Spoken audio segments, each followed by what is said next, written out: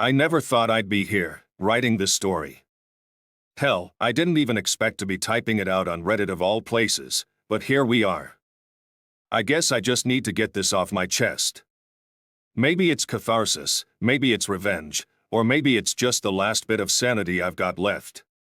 You can decide for yourself by the end of this.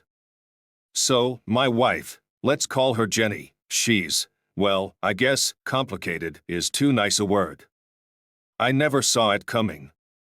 I mean, people say that all the time, right? I never expected my wife to cheat on me. I was that guy. I thought we were happy, or at least normal, but looking back, it's pretty clear I was wearing blinders. If you had told me even 2 years ago that she'd be screwing another guy behind my back, I would have laughed in your face. I would have sworn up and down that she was loyal. But here I am, eating my words. I found out the hard way. Not the classic, caught in the act kind of thing. Nah, that would have been too simple. My wife's sneakier than that. It started small, like any cliché cheating story, but the details, they'll get to you. It was a Sunday morning, quiet like always, and we were just doing our thing. You know, coffee, breakfast, talking about mundane crap like the weather. But something felt off. Jenny was on her phone more than usual, which wasn't new, but the way she was being secretive about it was. Like, she'd glance at me, then quickly flipped the screen down every time I looked in her direction. Call it gut instinct, call it whatever you want, but I knew something was up. Who are you texting? I asked, trying to play it cool. No one, just work stuff, she replied, a little too fast, a little too defensive. Now, she's never had to answer to me about her phone before. I've always been the laid-back husband who didn't pry. But this time, I wasn't buying it. I let it go that morning, though, because, let's be real, I didn't want to start a fight over something that could have been innocent. I mean, we were still married, right? We're supposed to trust each other. God, what a fool I was. But things got worse over the next few weeks. Jenny started staying out late. She gave me excuses like, I'm at the gym, or I'm meeting up with the girls. Yeah, sure. I might be dumb, but I'm not that dumb. The real kicker came one night when she said she was going to visit her mom. Now, I know her mom. I love the woman, actually. She's got no filter and tells it like it is. Anyway, I called her up, casual as ever, and asked if Jenny had made it there yet. There was this pause, you know, the kind that instantly makes your heart drop. She's not here, her mom said, confused. I thought you guys were doing something tonight. I hung up, and I just stood there, staring at the wall like a damn idiot. I knew something was seriously wrong. That's when the paranoia really kicked in. I started checking her phone when she'd leave it lying around, and the messages I saw, let's just say they weren't work stuff. It was all there. Texts between her and some guy named Tony, sending each other shit that made my stomach turn. It wasn't just flirting either, they were talking about what they'd done together.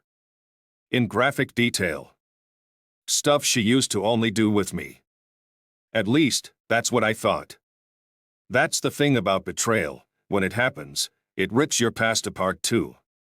Suddenly, everything felt like a lie. I wanted to confront her right then and there, but I didn't. Not yet. I wanted to play it smart. I needed to know more. Was this just some fling, or was I dealing with something bigger? I thought about hiring a private investigator. It sounds extreme, but at that point, I didn't care.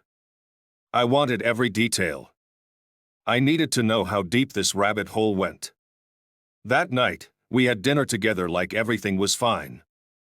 I watched her fake her smile, pretending nothing was wrong while I sat there with my heart pounding, knowing full well she was lying through her teeth. The next few days were torture. I couldn't eat, couldn't sleep. Every time I looked at her, I saw her with him, Tony, this prick I didn't even know. Every time she touched me, I cringed, imagining where else those hands had been. And then, 2 nights later, I saw it. She didn't come home from yoga. I tracked her down, literally tracked her using one of those stupid apps we had on our phones. And there she was, at some hotel. My wife, who I'd shared a life with for 10 years, was holed up in some dingy room with this piece of shit. I sat outside that hotel for what felt like hours, just staring at the door, trying to wrap my head around what I was going to do next. I wasn't the kind of guy to storm in and cause a scene. No, I was smarter than that. But I was also furious. And that's when I knew. This wasn't just about her cheating anymore. It was about payback. Divorce? Yeah, that was coming. But I needed to do more than that. I needed to make sure she regretted every decision that led her here. But that's enough for now. There's plenty more to this story, way more than you're expecting. This was just the beginning. What happened next? Well, let's just say, I wasn't going to play the nice guy anymore. Alright, where was I? Oh yeah, sitting outside that cheap hotel, watching the front door like a damn fool. My hands were shaking, my mind racing, and I was doing everything I could to keep from throwing my truck into gear and crashing through that lobby like some action movie. But no, I wasn't going to give her or this Tony prick the satisfaction of me losing my shit. Not yet. I went home that night without saying a word to her. I didn't sleep, of course. I just lay there, staring at the ceiling, waiting for her to stumble in. It was nearly 3 a.m. when she finally did. She smelled like someone else. Not like the familiar scent of her perfume, but this mix of sweat, cologne, and shame. She didn't even bother to shower before climbing into bed next to me. I could feel the mattress shift, her back turned to me like she'd been out doing something normal. I almost laughed at the audacity of it. The next morning, she was all chipper, acting like nothing had happened. She kissed me on the cheek before heading out for her morning run, and I had to clench my fists to keep from grabbing her by the arm and demanding she explain herself. But that wasn't the plan. No, I was going to play this smart. I started digging. I went through her phone again, but this time, I was more thorough. I went into her email, checked her social media, and I found more than I bargained for. They had been planning weekends away, talking about meeting in places out of town, and he even sent her flowers. Flowers. When's the last time I had sent her flowers? That thought stung, like a slap to the face, but it wasn't just that. They had pictures. Her and this guy, Tony, out to dinner, at some cabin in the woods, looking all lovey-dovey like they were in a damn romance novel. And get this, she had been taking money from our joint account to pay for some of these little trips. Our money, that we'd worked for, she was using to fund her affair. I nearly put my fist through the wall when I saw that. I had to take a walk just to cool down. I couldn't believe the nerve of this woman, living in my house, eating dinner at my table, sleeping in my bed, while she was sneaking off with this loser and using our hard-earned money to do it. That night, I confronted her. I couldn't wait any longer. I'd seen enough, and I needed answers. I waited until after dinner when she was sitting on the couch scrolling through her phone, probably texting him. I stood in front of her, arms crossed, and I just blurted it out. So, who's Tony? Her face went white. You know that look when someone's caught red-handed, and they're scrambling to come up with a lie? That's what I saw. She blinked a few times, her mouth opening and closing like a fish out of water. It was pathetic, really. I don't know what you're talking about, she stammered, but her voice wavered, and I could tell she knew she was done. I wasn't about to let her off that easy. Oh, you don't know? Then explain the texts. Explain the hotel. Explain the money you've been stealing from me to pay for your little getaways with him. At that point, she realized there was no way out. She stopped playing dumb and just went on the offensive, like I was the one who had screwed up. Typical, right? Well, maybe if you weren't such a boring asshole, I wouldn't have had to find someone else, she snapped, her eyes full of venom. You're always working, always busy with your stupid projects, and I'm just here, feeling like a ghost in my own house. That was rich. I couldn't believe what I was hearing. I worked to give us a good life, to make sure we had the house, the vacations, the stuff she wanted. And here she was, blaming me for her affair, acting like I had forced her into Tony's arms. You're blaming me for this? For you screwing some random guy behind my back? Are you serious right now? I shot back, my voice louder than I intended. You're the one sneaking around. You're the one who's been lying for months. Oh, don't act like you're some perfect husband, she spat. You never cared about me. You were never around. I needed someone who actually gave a damn. I couldn't believe how cold she was. Like, was this the same woman I'd married? She wasn't even sorry. She didn't care that she'd wrecked everything. It was all my fault in her eyes, and that's when I realized something. This wasn't just about the affair anymore. This woman didn't respect me, never had, and she didn't give a damn about what she'd done to our marriage. She was just mad she got caught. I left the room before I did something I'd regret. I needed air. I drove around for a while, my mind spinning. What was I supposed to do? Just leave her? Throw her out? But then the rage started to settle, and I knew. Divorce wasn't enough. No, she had to pay. She had to feel what she'd done, and not just in a sign these papers and split our stuff kind of way. I went to a lawyer the next day. The whole thing was going to get ugly, and I needed someone who knew how to make it hurt for her. The lawyer was more than happy to help. We started planning, and I made sure to keep everything quiet. Jenny still didn't know what was coming. A week later, I made my move. I took all the money from our joint account, every last cent. I transferred it into an account under my name and froze her out. I called the bank, shut down her access to the credit cards, too. She was cut off, and the best part?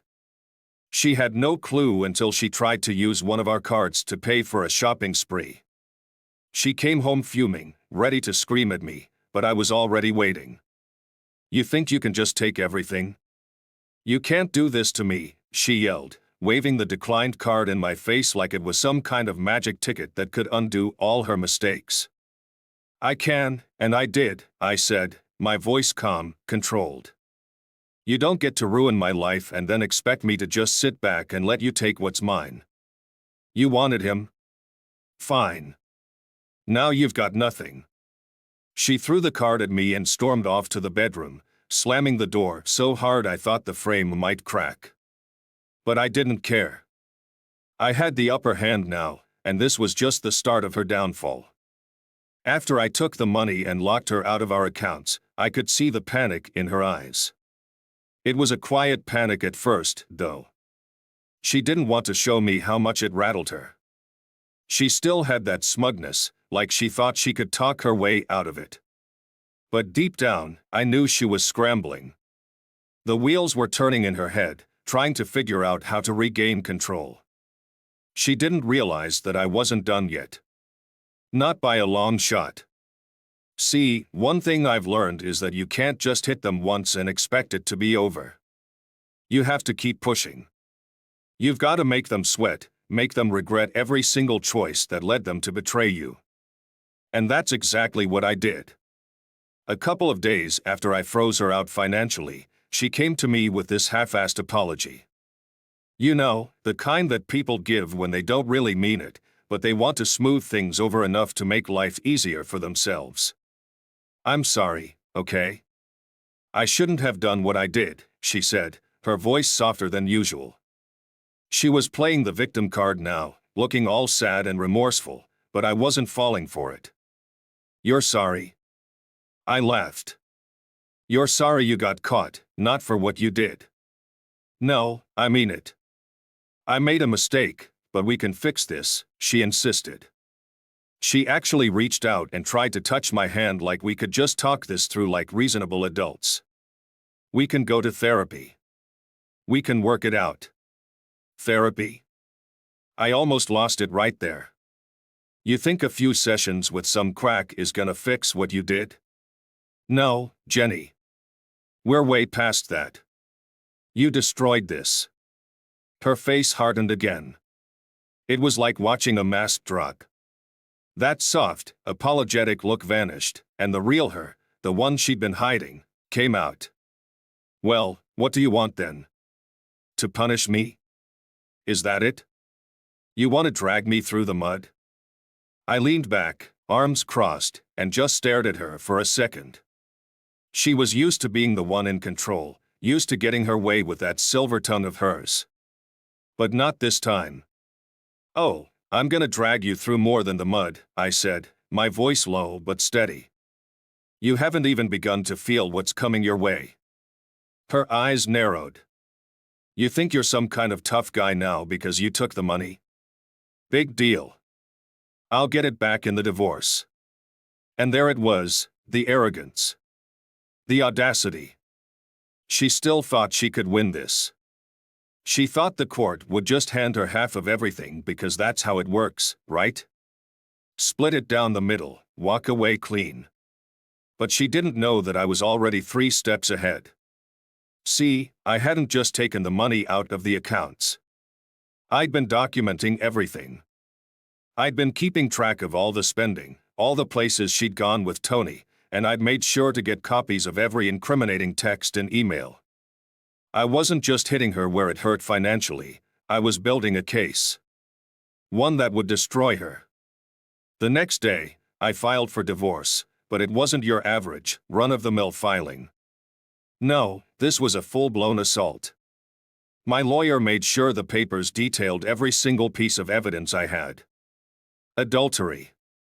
Fraud. Dissipation of marital assets. I wanted the court to see the exact kind of person she was, and I was going to make sure she didn't walk away with anything. When she was served, she lost it. I've never seen her so angry. She came home, her face flushed red with fury, and she threw the papers down on the table like they were covered in poison. You're really doing this, she screamed, pacing back and forth like a caged animal. You think you can take everything from me just because I made one mistake? One mistake? I shot back, standing up from the couch. This wasn't one mistake, Jenny. You've been lying for months. You've been taking money from me, spending it on your affair. Don't act like this is some little slip-up. Her fists clenched at her sides. You were never there. You didn't care about me, so I found someone who did. You can't just push me out like this. Oh, I can, I said, stepping closer, my voice deadly calm. And I did. That's when she broke. She started throwing things, anything within reach. A glass went flying across the room, shattering against the wall. She screamed, cursed, told me I was a bastard, that I was ruining her life. But as I stood there, watching her unravel, all I could think was, good. Let her rage. Let her feel the anger, the helplessness, the frustration I'd felt when I realized everything we had was a lie. Once she was done with her little tantrum, she stormed out.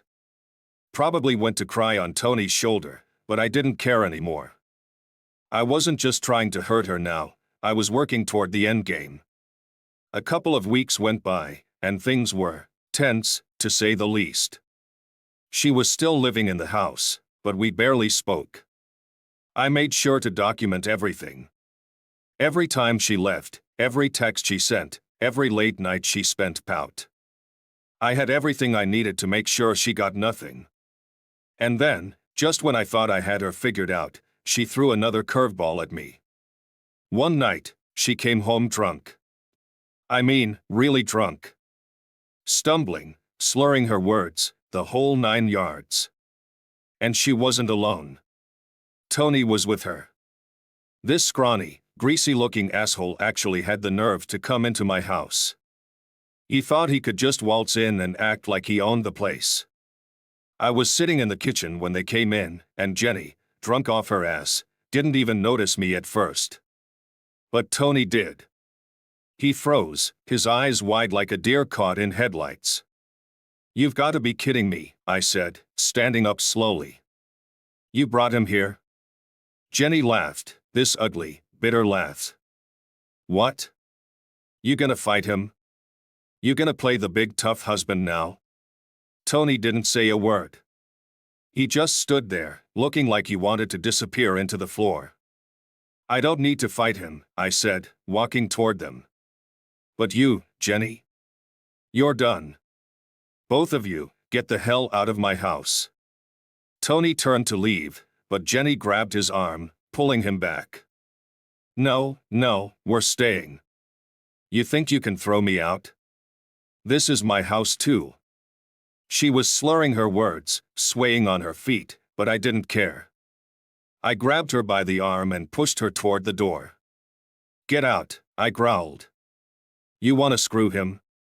Fine. But not in my house. Not anymore." She stumbled out the door, Tony following close behind like the pathetic loser he was. I slammed the door behind them and just stood there, heart pounding, my hands shaking with adrenaline. That was it. The line had been crossed. The next morning, I changed the locks.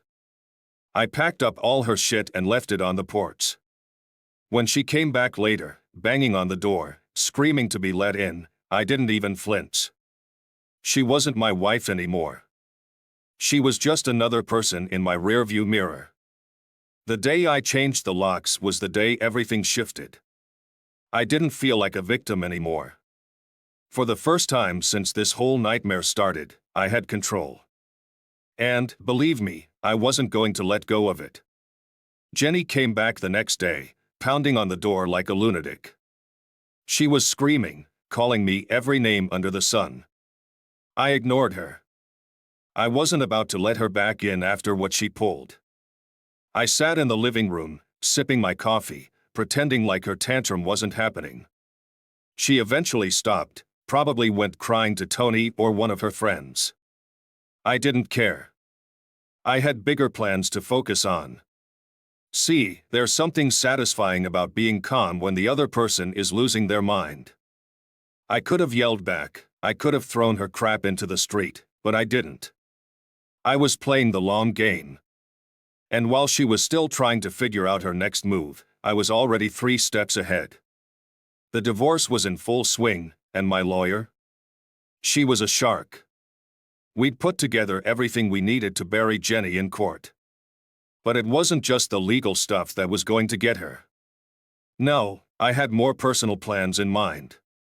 One thing about cheating that nobody talks about is the ripple effect. It doesn't just screw with you, it screws with everyone around you. Family, friends, even your job. I started thinking about who else was involved. Who knew? Who helped cover it up? It didn't take long for me to realize that some of her friends knew. Hell, they might have even encouraged it. One of them, a mutual friend, let's call her Melissa, had always been close to Jenny. Too close. They were thick as thieves, always talking, always planning their little girls' nights out. So, I did a little digging. Nothing major, just a few conversations here and there, a little social media snooping. And guess what?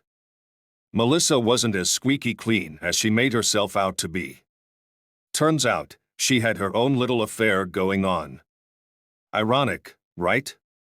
Birds of a feather and all that. I wasn't surprised. Jenny and Melissa had always been trouble together. But the best part? Melissa's husband, good guy, hardworking, he had no idea. Now, I could have left it alone. It wasn't my business, after all. But after what I'd been through, I wasn't in the mood to let anyone off the hook. So, I did what I had to do. I reached out to Melissa's husband.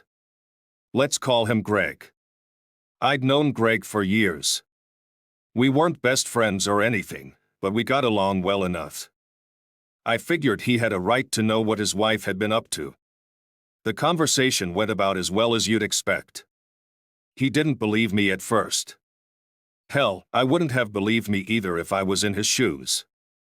But once I started showing him the messages, the pictures, the receipts, his face changed.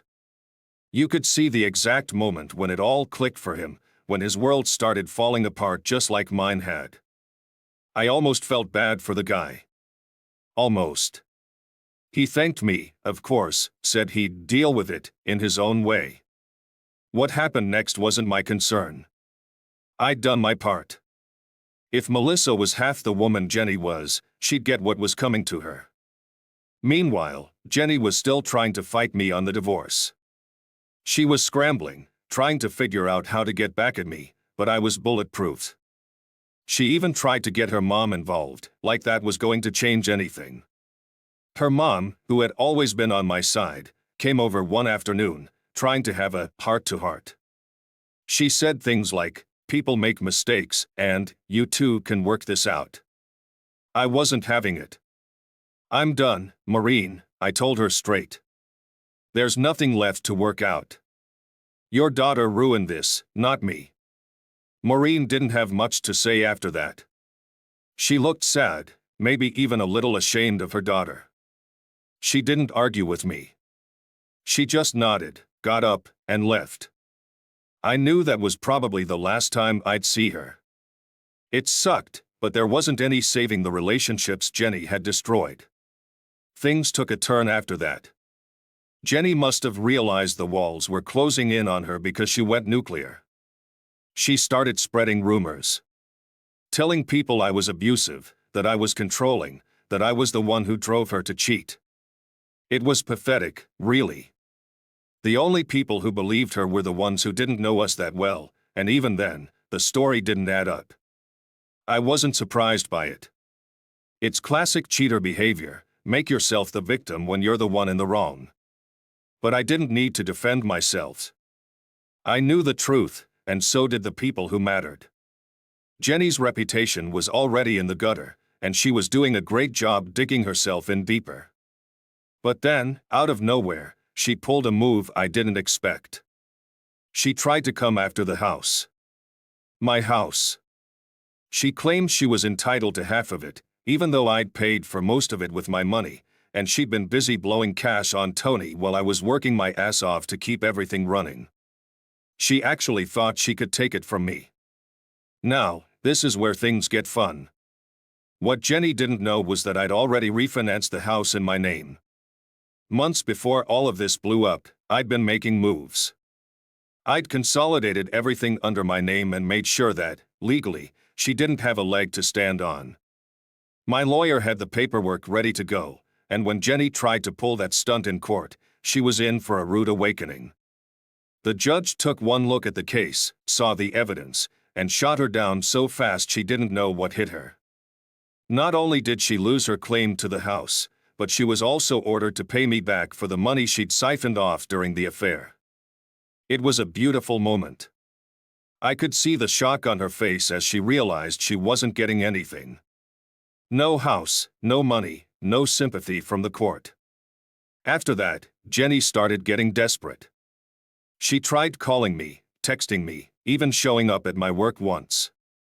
But I didn't engage. I was done with her.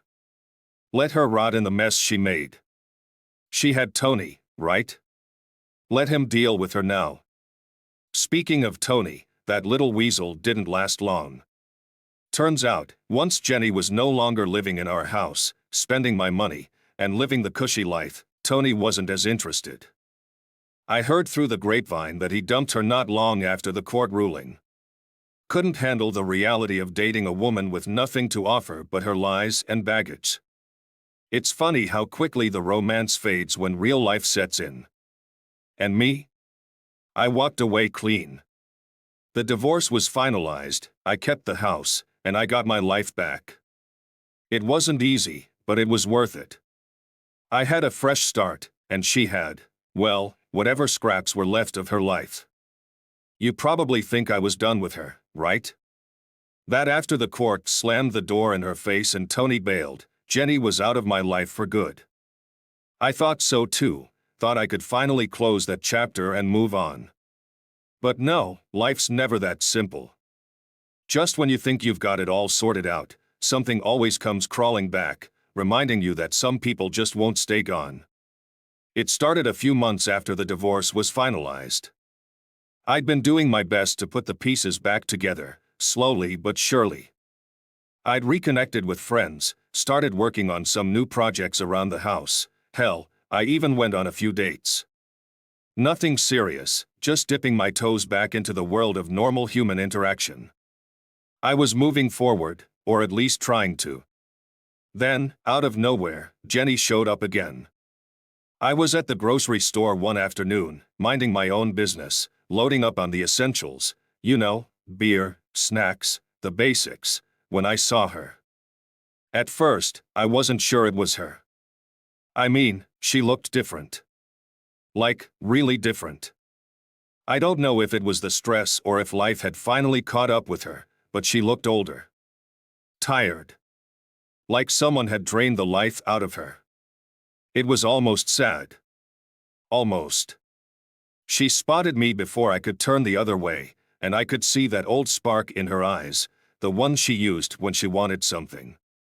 She marched right up to me like we were old pals, like we hadn't just spent the last year tearing each other's lives apart. "Hey," she said, her voice too sweet, too friendly. "It's been a while." I wanted to laugh. Yeah, not long enough. She flinched at that, but she didn't back down.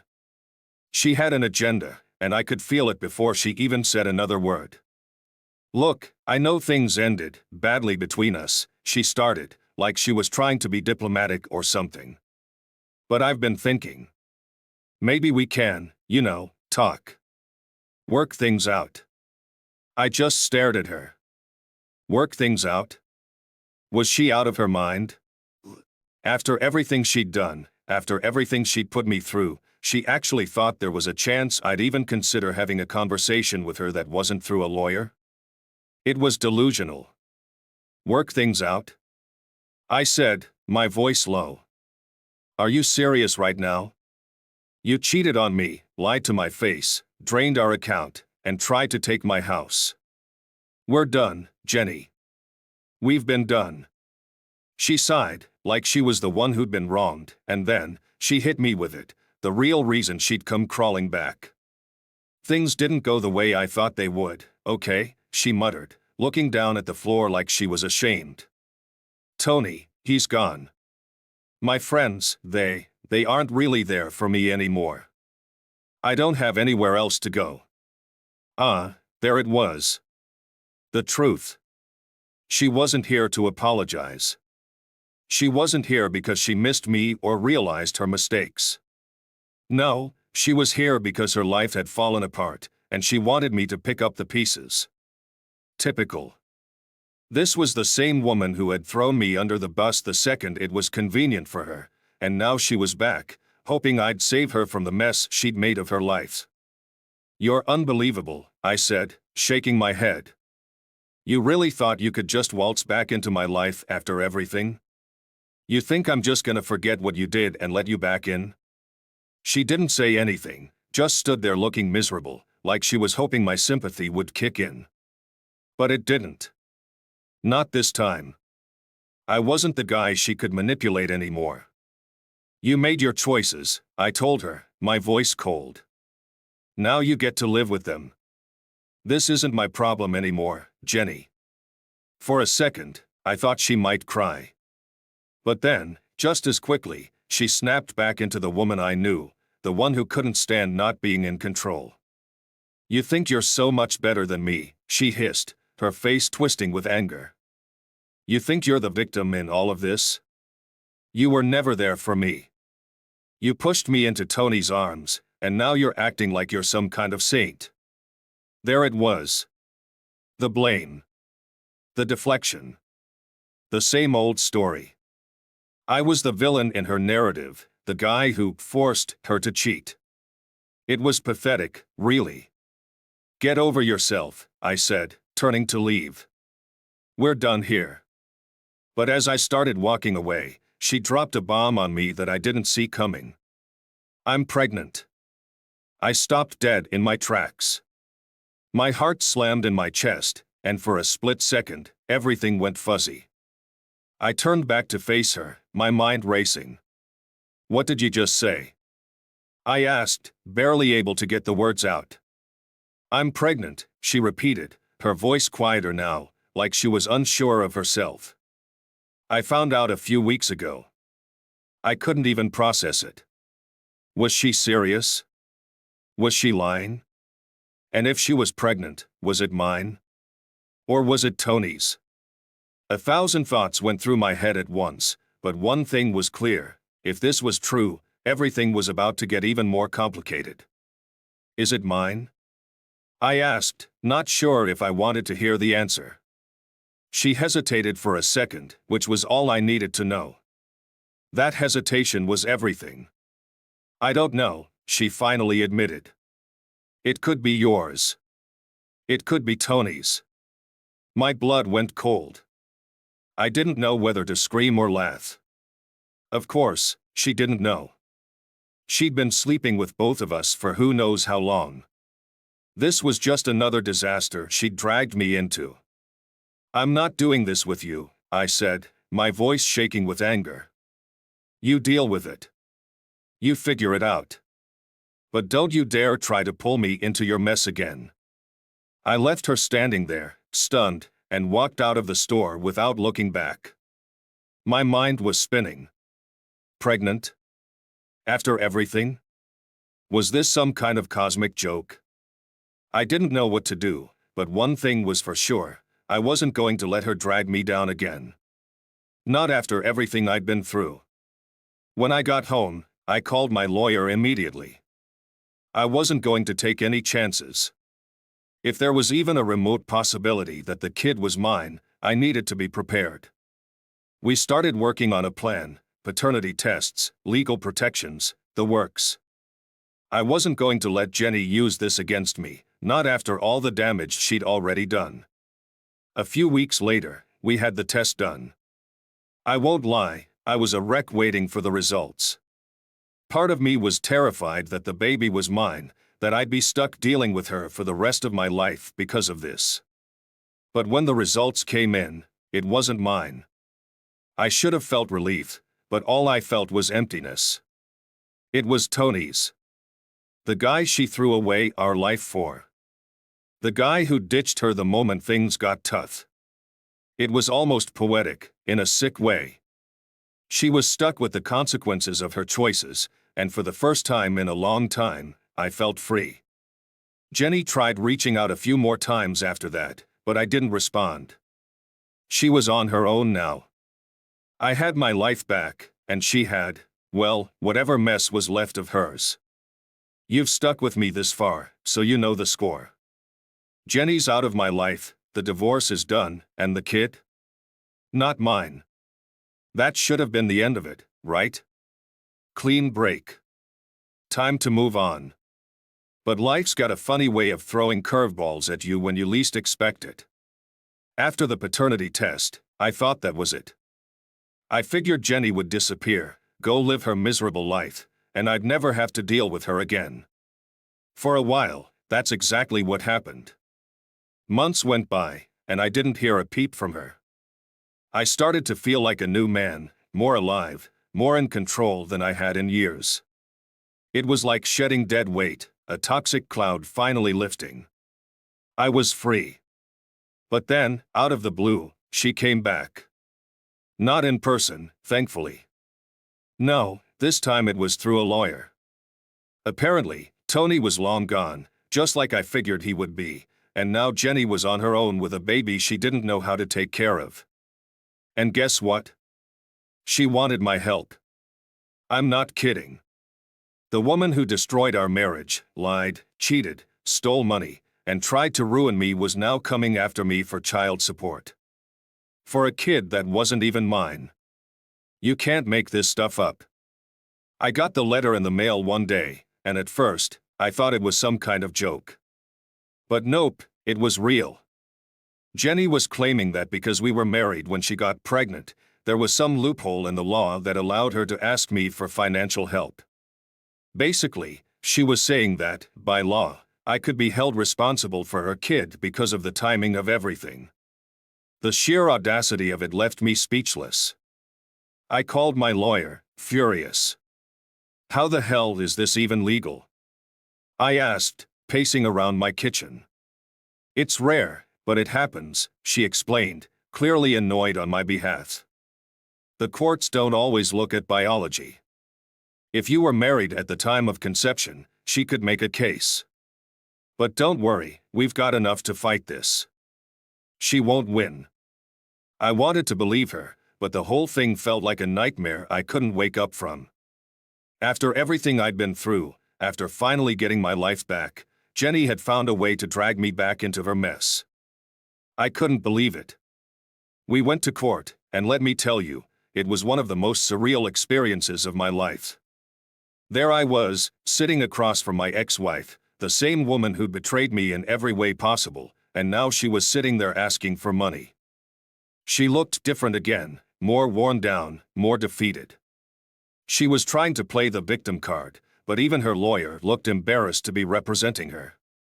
I sat there, stone-faced, while my lawyer tore her argument to shreds. The paternity test was the nail in the coffin. There was no way I was going to pay a dime for that kid. It wasn't mine. It was Tony's, and she was going to have to deal with the consequences of her own actions. The judge saw right through her, thank God. He dismissed her case so fast, Jenny didn't even have time to react. It was over. For real this time. After the hearing, she tried to approach me outside the courthouse. She looked desperate, like she was on the verge of tears, but I didn't feel sorry for her. Not anymore. I didn't know where else to turn, she said, her voice barely above a whisper. I'm sorry, okay? I'm sorry for everything.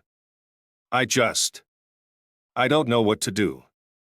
I looked at her, this woman who used to be my wife, who I used to love, and all I could feel was emptiness. There was no anger left, no bitterness. Just nothing. She was a stranger to me now, someone who had destroyed everything we'd built, and I had nothing left to say to her. You did this to yourself, I said quietly. I tried to warn you. I tried to make it work. But you chose this. You chose Tony. You chose to lie, to cheat, to break everything. And now, you're on your own. She opened her mouth to say something, but I didn't wait to hear it. I turned and walked away, leaving her standing there, alone in front of the courthouse. That was the last time I saw Jenny. I don't know what happened to her after that, and honestly, I don't care. I had my closure, and that's all that mattered. Life moved on after that. I sold the house eventually, got myself a new place, started fresh. I reconnected with old friends, found new hobbies, even started dating again. This time, I was smarter. Wiser. I wasn't going to let anyone else play me like that again. It took a while, but I realized something important through all of this. Jenny didn't ruin me. She didn't break me. Yeah, she messed me up for a while, but in the end, I came out stronger. She was just a chapter in my life, one I'd finally finished writing. And now? Now I'm in a better place. A place she can't touch. A place where her lies, her betrayal, her chaos don't matter anymore. I won. I got my life back, and she's just a memory. That's the real ending to this story. Not revenge, not bitterness, just peace. The kind you get when you know you've made it through hell and come out the other side, stronger than before. So, to anyone reading this who's going through something similar, just know it gets better. It's hard, and it's ugly, but eventually, you get to the other side. And when you do, you realize that they didn't take everything from you. They just showed you what you're capable of surviving.